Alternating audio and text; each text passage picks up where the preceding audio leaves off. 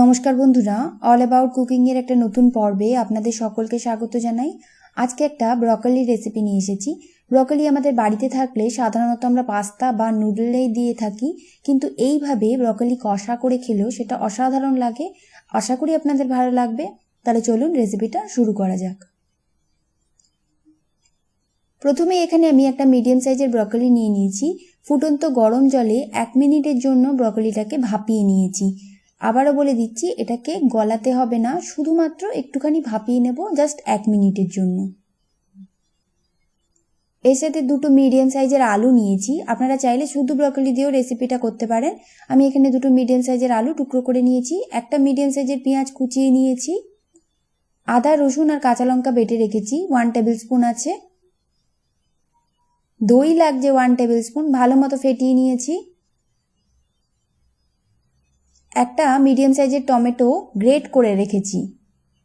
ধনেপাতা লাগছে 1 table spoon, আর তার সাথে লাগছে গরম মশলা 1/2 টিস্পুন। এখানে ফোড়নের জন্য রেখেছি একটা তেজপাতা আর 1/2 টিস্পুন গোটা জিরে। এখানে একটা মশলা তৈরি করে নেব, তার জন্য আদা রসুনের পেস্টটার সাথে 1 টিস্পুন জিরে, 1 টিস্পুন হলুদ আর 1/2 টিস্পুন লাল লঙ্কার গুঁড়ো দিয়ে দিলাম। একটু জল দিয়ে ভালো মতো মিশিয়ে নেব, এটাকে একটা ঘন পেস্ট তৈরি করে এটা রেখে দেব।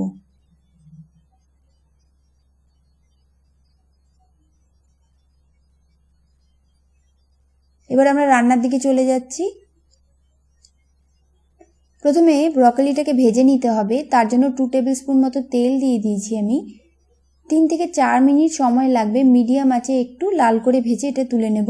অল্প একটু নুন দিয়ে ভাজছি, এখানে আমি হলুদ দিলাম না। 2-3 মিনিটের জন্য মিডিয়াম ফ্লেমে এটাকে ভেজে নেব। দেখুন একটু কালারটা চেঞ্জ হয়ে গেছে। এবার আমি এটাকে তুলে নেব।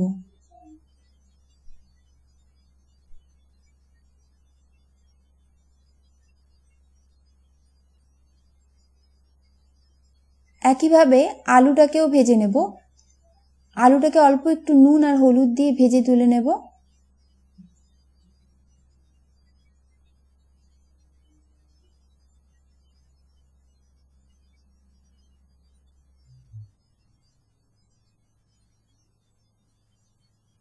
একটু ব্রাউন হয়ে গেছে দেখুন, এবার তুলে নিচ্ছি।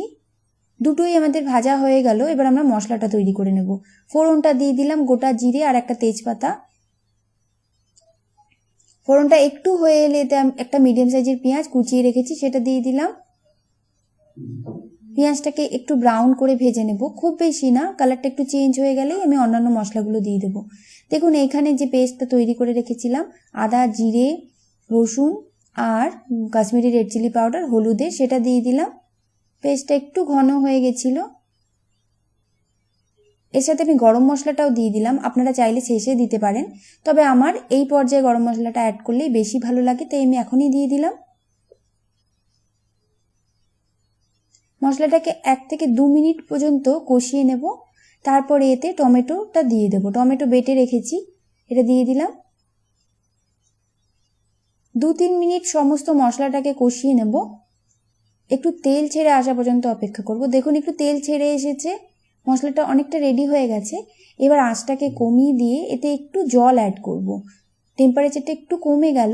এবার আমি এতে দই দেব।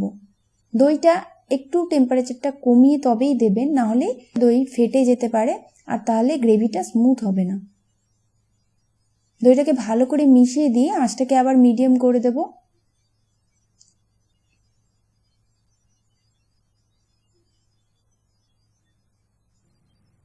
এইভাবেই 2-3 মিনিট কষিয়ে নেব। এখন দেখুন একটু শুকনো হয়ে এসেছে। এবার এতে আমি ব্রকলি আর আলুটা দিয়ে দিচ্ছি। দিয়ে 2 থেকে 3 মিনিট আঁচটাকে মিডিয়াম রেখে ব্রকলির সাথে পুরো মশলাটা মিশিয়ে নেব। এবার এতে জল দিয়ে দিচ্ছি প্রায় 1 গ্লাস মতন, খুব বেশি জল দেব না। আলু আর ব্রকলিতে সেদ্ধ হতে যতটুকু জল লাগবে ততটুকুই দেব।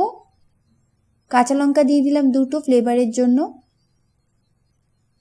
এর সাথে নুনটাকে অ্যাডজাস্ট করে দিলাম। আমি আলু আর ব্রকলি ভাজার সময় নুন দিয়েছিলাম, তাই একটু দেখে দেবেন। চিনি দিয়ে দিলাম 1/4 টিস্পুন মতো।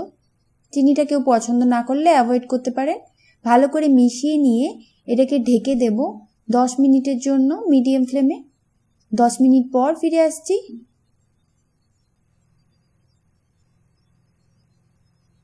10 মিনিট পর দেখে নেব আলু আর ব্রকলিটা সেদ্ধ হয়েছে কিনা।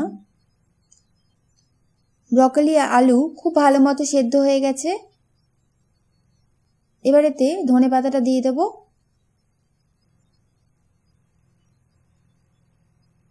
ভালো করে মিশিয়ে নিলে রেডি হয়ে গেল আমাদের ব্রকলি কষা। এটাকে রুটি, পরোটা বা ভাতের সাথেও আপনারা সার্ভ করতে পারেন। খুব ভালো লাগে খেতে। কেমন লাগলো ভিডিওটা অবশ্যই জানাবেন। ভালো লাগলে বন্ধুদের সাথে শেয়ার করবেন রেসিপিটা। ধন্যবাদ আমার ভিডিওটা দেখার জন্য।